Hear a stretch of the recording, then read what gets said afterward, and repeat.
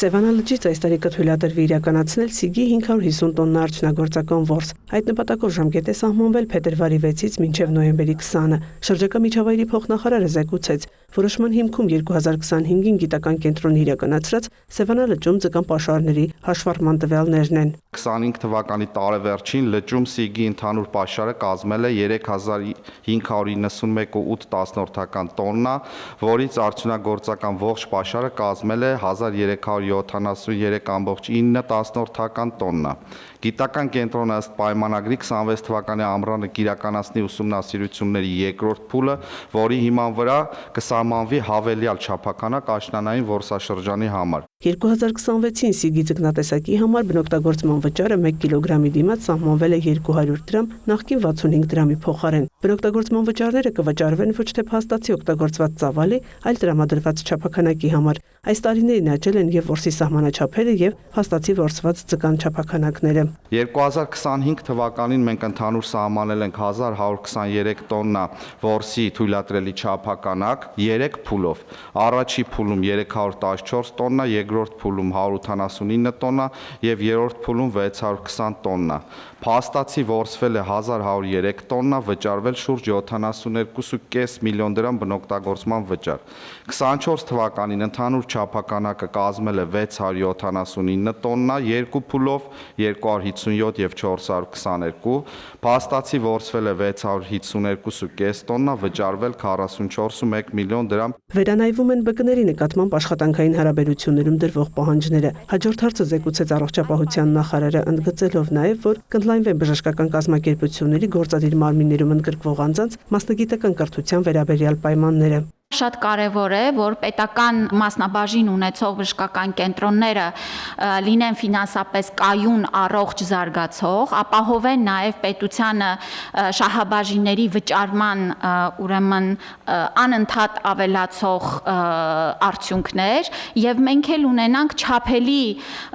ուրեմն ինդիկատորներ, որոնցով կարող ենք դնել առաջադրանքները եւ հետո էլ գնահատել նաև մեր կառավարիչների աշխատանքային գործունեությունը։ Ոչ թե նախատեսվում է կրճատում, այլ կազմակերպաիրավական ձևի խոշորացում, ինչը ըստ նախարար Ավանեսյանի հնարավորություն կտա արդյունավետ կառավարել, կրճատել վարչատնտեսական ծախսերը, ֆինանսները ուղղել բարձրորակ ծառայությունների ապահովմանը։ Հարկային օրենսգրքում փոփոխությունների նախագծով կկարգավորվեն ավելացված արժեքի եւ շահութահարկի մասով հաշվետվությունների ներկայացման, հարկերի հաշվարկման եւ վճարման գործնականում առաջացած խնդիրները, նշեց պետնախագահը։ Ավելացված արժեքի հարկի մասով առաջինը, որը վերաբերում է մեր բազմաթիվ տնտեսվարող սուբյեկտների, ապրանքների վերադարձի մասով կարգավորումներն են։ Մասնավորապես առաջարկում են կանոնակարգել ապրանքների վերադարձի դեպքում գործարքի ճշգրտման հետ կապված հարցերը, ինչ է դա նշանակում, ներկայումս ճշգրտվում է միայն պիտանելիության ժամկետ ունեցող ապրանքների մասով, այսինքն միայն օրինակ հանրային սննդի կամ սննդի ապրանքների հետ կապված է դա, եւ մենք հնարավորություն ենք հարկային օրենսգրքում ստեղծում, որպեսզի մարդիկ կարողանան գործարքները ճշգրտել բոլոր ապրանքատեսակների մասով, եթե իրենք կգտնեն, որ վերադարձի անհրաժեշտություն կա։ Փոփոխությունները վերաբերում են ավելացված արժեքի հարկի եւ ՀԴՄ կտրոններով վերադարձի մասով գործարքների ճշգրտմանը, ԵԱՏՄ ապրանքների ներմուծումներին, գյուղատնտեսական, կաթնամթերքի ու արևային էներգետիկայի ոլորտներին։ Պետնախագահը մանրամասնեց, կանոնակարգվում են ՀԴՄ կտրոններով ձեռք բերված ապրանքների վերադարձի գործարքները, դրանց ճշգրտման դեպքում ավելացված արժեքի հարկի եւ ակցիզային հարկի մասին տեղեկությունը հաշվետու ժամանակաշրջանում արտացոլելու հարցերը։ ՀԴՄ-ների վաճառքի դեպքում, երբ որ վերադարձը տեղի ունենում ներկայումս, հարկ վճարող ստիպված է գնալ հետ համապատասխան ժամանակաշրջանի գործարքը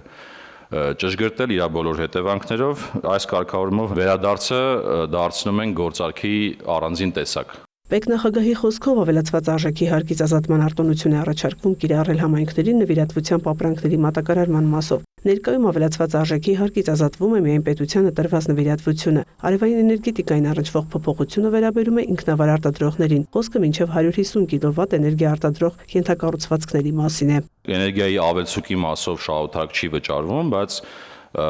մեր տարբեր սուբյեկտներին հնարավորություն չի տրվում, որպեսզի իրենք այդ ծախսերը նվազեցնեն շահութարկի հաշվարկներով եւ մենք այդ հնարավորությունը ընձեռում ենք, ինչը խթանելու է արևային էներգիայի տարածում է Հայաստանի Հանրապետությունում։ Սպայական կազմի զինծառայողները պետական աջակցությամբ հնարավորություն կունենան ձեռք բերել բնակարան տուն։ Վարկը, կանխավճարը, մայր գումարը եւ տոկոսները կմարի պաշտպանական գերատեսչությունը պետբյուջեի միջոցների հաշվին։ Կտրվի սեփականության իրավունքով, բայց նվազագույնը 20 տարի ծառայելու պայմանով։ Ովքեր կընդունվեն ռազմաուսումնական հաստատություն,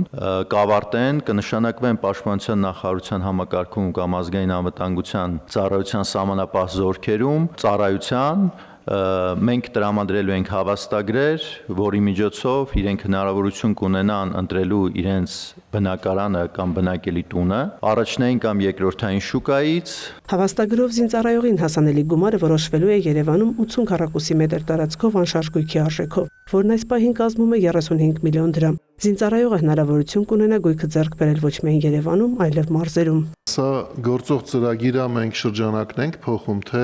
նոր աջակցության եղանակը։ Փոփոխել ենք կարգը, լավարկել ենք, գույքը չի ձեռք բերվելու պայմանական պաշտպանության նախարարության կողմից մրցույթ հայտարարելու միջոցով,